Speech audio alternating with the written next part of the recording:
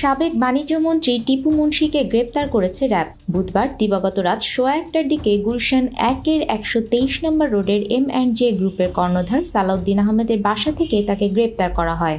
গণমাধ্যমে পাঠানো এক বার্তায় র্যাবের লিগ্যাল ও মিডিয়া উইং বিষয়টি নিশ্চিত করেছে।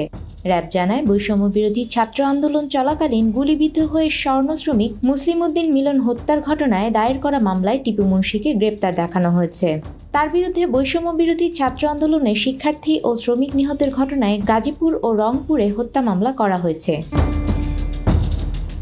22 আগস্ট টিপু মুন্সি, তার স্ত্রী আইরিন মালবিকা মুন্সি, মেয়ে তানিয়া অনন্যা মুন্সি ও তৃষা মুন্সির ব্যাংক অ্যাকাউন্ট জব্দ করে বাংলাদেশ ব্যাংকের আর্থিক গোয়েন্দা সংস্থা বাংলাদেশ ফাইন্যান্সিয়াল ইন্টেলিজেন্স ইউনিট। একই সঙ্গে তাদের মালিকানাধীন ব্যবসা প্রতিষ্ঠানের ব্যাংক হিসাবের লেনদেন স্থগিত করা হয়েছে। টিপু মুন্সি রংপুর 4 আসনের সাবেক সংসদ সদস্য। এছাড়া তিনি 2019 সাল থেকে 2023 সাল পর্যন্ত বাণিজ্য মন্ত্রীর দায়িত্ব পালন করেন।